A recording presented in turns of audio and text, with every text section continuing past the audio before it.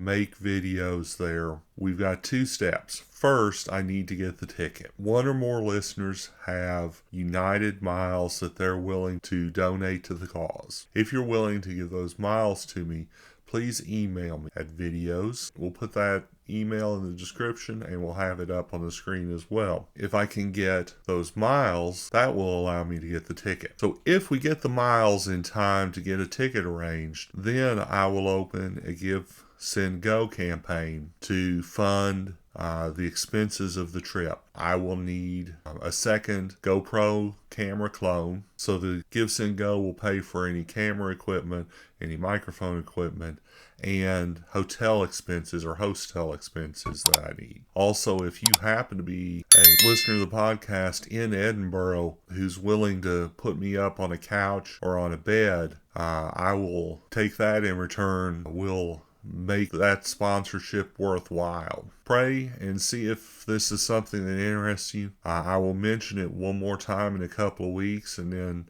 if no one feels led to give, we'll not talk about it again. Now, on with the show. Let's find those treasures together. I'm David Rankin, and this is The Old Mill Shop. Greetings, fellow shoppers. Welcome to the Old Mill Shop. As an incentive to join our membership program at ko-fi.com, ko-fi.com/The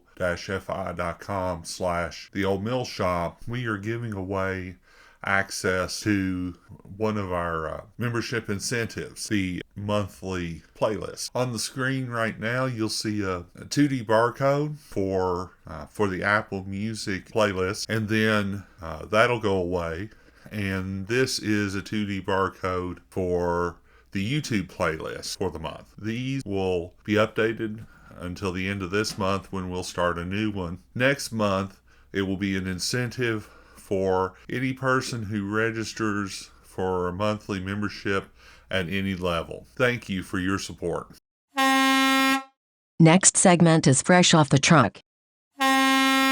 We haven't had a fresh off the truck segment for a while, so I decided that the new year was a good time for one. Over the last few months, a new music project called Booster Patrol has caught my attention. They have dedicated themselves to restoring the guitar solo as part of the musical art form in rock music. The members of Booster Patrol are tired of the rap solo instead of the guitar solo. They are tired of the lack of guitar solos and guitar music in recent pop music and have dedicated themselves to do something about it. The primary people behind Booster Patrol is the Supreme Dark Lord himself, Fox Day, Theodore Beale, and John Bradley, creator of the Ancient Unix picture editor XV. Basically, you've got a couple of computer geeks who play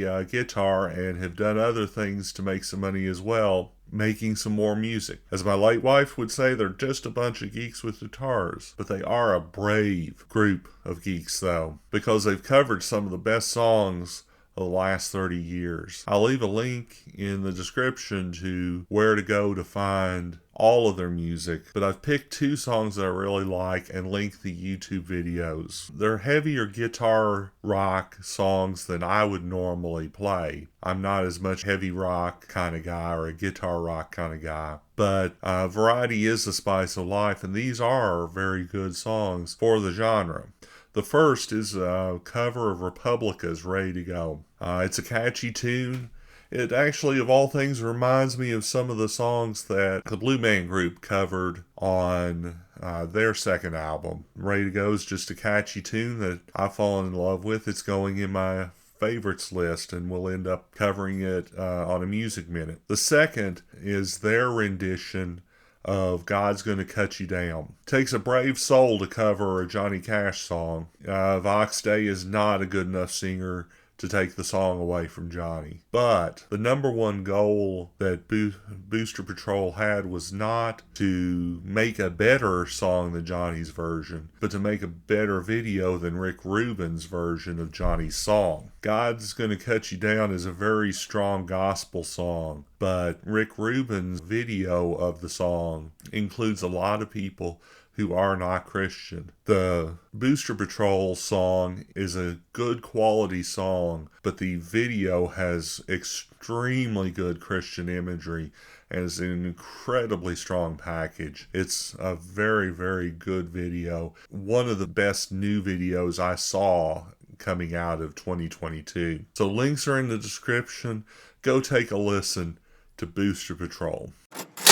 Today's 2-for-1 special, Solitary Man, by Johnny Cash. Before we cover the 2-for-1 special, let's go over the music minutes for the week. So Monday, it was Happy New Year by Lightning Hopkins in the Vintage Corner. Tuesday, it was I Don't Look Good Naked Anymore by the Snake Oil Willie Band. Wednesday, I Couldn't Keep From Crying by Johnny Cash. Thursday, White Flag by Dido. And Friday, If It Wasn't For Your Wellies by Billy Connolly. On the 2-for-1 special today, we're going to talk about Johnny Cash's release of Solitary Man. Once again, Johnny's trying to take someone else's song, in this case a Neil Diamond song. It's not originally a country song, but it's still a tear in my beer song, talking about the women in his life and how they've messed the singer over. Until he finds a loyal woman, the singer is going to stay a solitary man instead.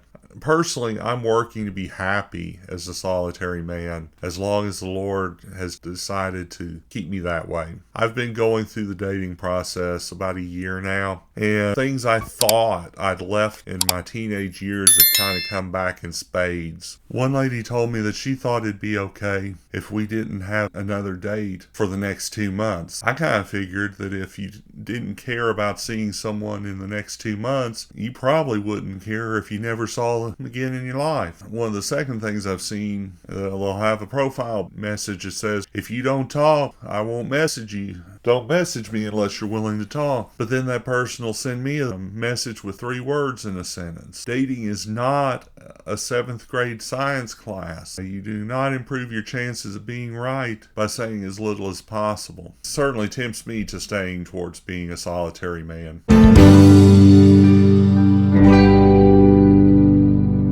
To understand how music is sold and distributed now, we need to go back and can see how recording industry started. Before the era of sound recordings, music was distributed with the printing and selling of sheet music. It was common for popular songs would be distributed through retail stores, selling copies of the sheet music so that people could play it and sing to the song at home. There were live performances, but of course no way to share that music other than you being right there to listen to the music. This is even reflected still in how songs are licensed and how they're paid for on the radio and in recordings. The person who wrote the music gets their own share of sheet music recordings because sheet music was the original sale item. If someone performed your sheet music, you got a royalty. In the mid to late 1800s, there were multiple efforts come up with a way of recording sound that could be played back. Edison's famous cylinder recorder and Alexander Graham Bell and others' gramophone improvement upon that wax cylinder player were the most successful pre-disc recording format. But the cylinders had weaknesses that kept them to being basically a novelty item. They were hard to manufacture. The earlier wax cylinders usually could only manage about 4 or 5 planes before they were worn flat. Edison sold commercial cylinders where they explicitly sold a tool so that you could blank the cylinder after it worn out and re-record on it. By 1910, the format was already on its way out compared to the early disc recordings and was basically dead by the 1920s. So as early as 1910, the recording industry realized that disc technology was the way that they were going to go forward, using flat spinning discs with shellac or other materials. Vinyl is actually a very late material. The disc format was very useful for mass manufacture because the recording could be easily reversed into a reverse master that could then stamp disc very quickly and in high numbers so that thousands or tens of thousands of discs could be made from a single master versus the less than 200 for cylinders. The speed of the disc spinning was eventually consolidated at 78 RPM, revolutions per minute, which allowed about 3 minutes of music on a 10-inch. That allowed one long song on both sides or one song on each side at about 3 minutes. Originally, songs were sold essentially as singles, as an individual item, either with one or two songs on it. The concept of the album was created in Germany when multiple records were put together in a book like picture albums were put together. So the term for multiple songs in a collection ended up being an album. The limitations of 78 RPM disc were obvious fairly early. So Columbia Records started working on a denser disc. In 1931, they came up with a long play format disc that played at 33.3 RPM, 33 and a third, with a 30 centimeter, about 10-inch disc. They, at the time, gave you about 10 minutes per music per disc side. Because of the Great Depression and because of then World War II limitations, the 33 and a third RPM disc was originally a failure because no one could afford the higher end record players needed to play it. However, by the end of the war, technology had advanced enough and new record players were out that could play slower records, would allow Columbia to come up with slightly new 33 and a third RPM format that was called the long play, the LP record. RCA Victor decided they didn't want to pay Columbia to license their 33 RPM technology, so they created a smaller 7-inch disc that ran at 45 RPM, designed primarily to hold singles. You could have a 10-inch 45 that held two songs aside, and they called that the extended play album. There weren't a whole lot of extended play 45s created in the scheme of things, but we will hear the EP term in the future as well. The technologies available to the various record companies dictated